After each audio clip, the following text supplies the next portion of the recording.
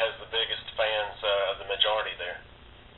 Well, I mean, there's about 100,000 SEC alums in this area of all types. I mean, people don't believe it, but yours to Alabama, Memphis, Tuscaloosa is closer to Memphis than Knoxville is.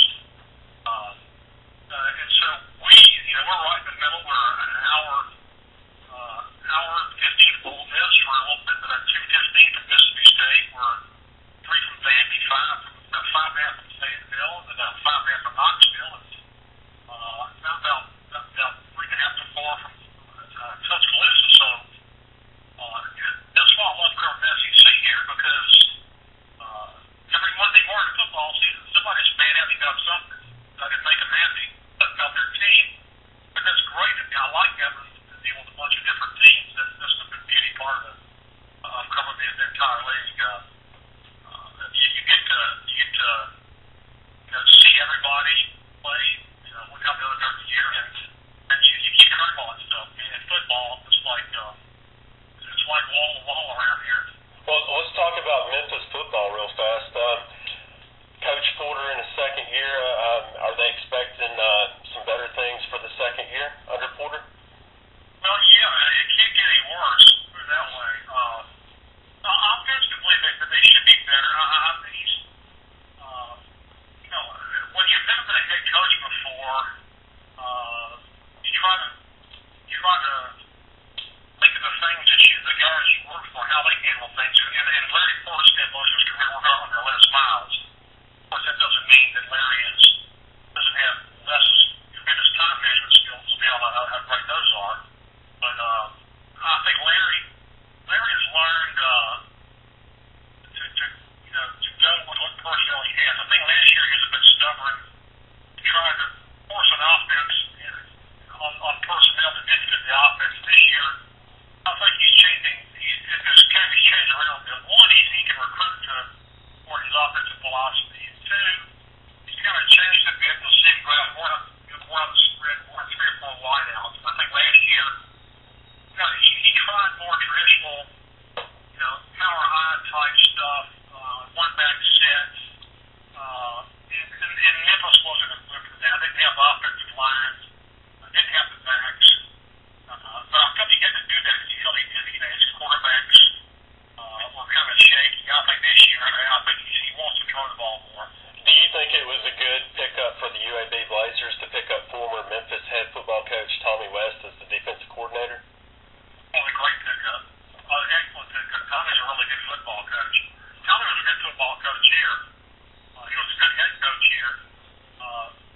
Basically, he got fired because he didn't win games, but also it's tough to recruit to a place when you don't have great facilities or when stuff gets pushed along or there's a real commitment to the program.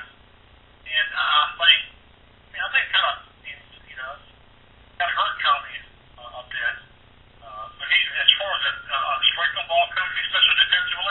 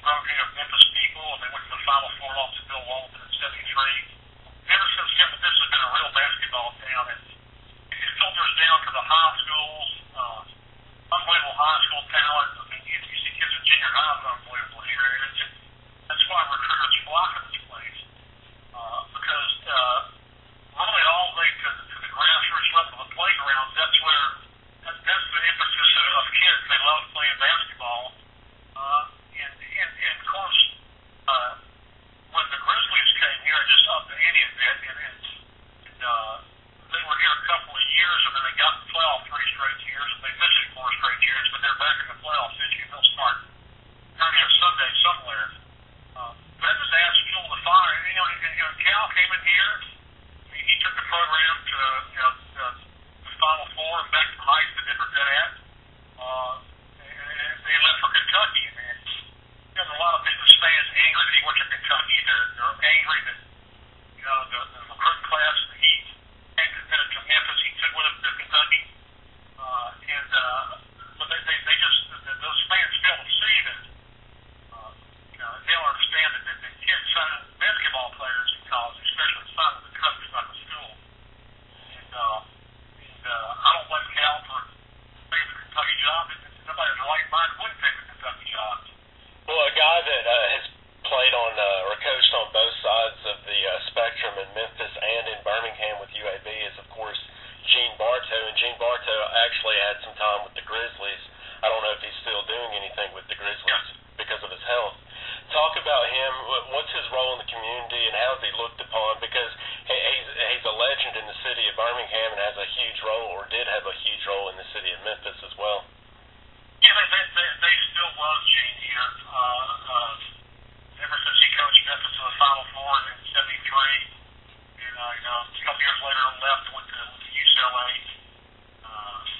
They still love him here, and that's one reason why the Grizzlies hired him as the president of their franchise, because they knew that Gene could connect with the community. They love Gene.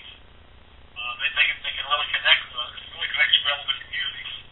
So, I saw him just the other day at a Grizzlies game. He said he's doing well.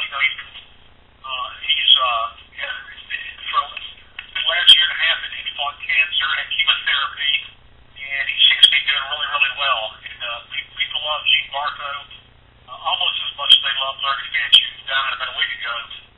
And they love Gene here. I know what he did to UAB, so I know it's great for a guy like that because he's so beloved in two cities. Well, Ron, you mentioned all the teams that you had to cover. I guess I'll just end on a sort of a polite, joking note. I mean, how many of these spring games are you going to attempt to cover, and how much content are you going to have in the commercial appeal about these different teams that you're going to be covering? And is there anything you want to give out the website for a commercial appeal for anybody who wants to get on there and check it out? Commercialappeal.com is where they can go, and I'm going to try to get to some. The NBA playoffs are kind of creeping my style unexpectedly. We didn't expect the Grizz to get in it, and now they're in it. So I may have to go in that direction more than SEC football for right now. But commercialappeal.com, and also I like the Southeastern Conference website, SECsports.com. I do a thing every week on that called Traditions. It's really a long feature on somebody, a player or a coach who's been important to this league in some form or fashion. And I started last September, and it's still going right now. I just did one last week on former Mississippi State baseball coach Ron Polk, who, of course, now is the most experienced volunteer coach in the history of college baseball at UAB. Really helping UAB too. Yeah, Ron's a brilliant guy. He's the Gene Cady of college baseball to what St. John's has up there with. Yeah, I mean, he's Ron Polk. Ron Polk is the father of SEC baseball. He's responsible for SEC baseball the way it is now. If Ron Polk hadn't come along, you might not see the full stadiums. You might not see the nice big stadiums. You might not see the TV contracts. You probably won't see national champions every year. He's responsible for that. Well, he's a tremendous impact for the UAB In the baseball. interview, Dan, I do want to throw out there that Ron is one of the colleagues along with us with the SEC teleconferences every week, and he provides good content and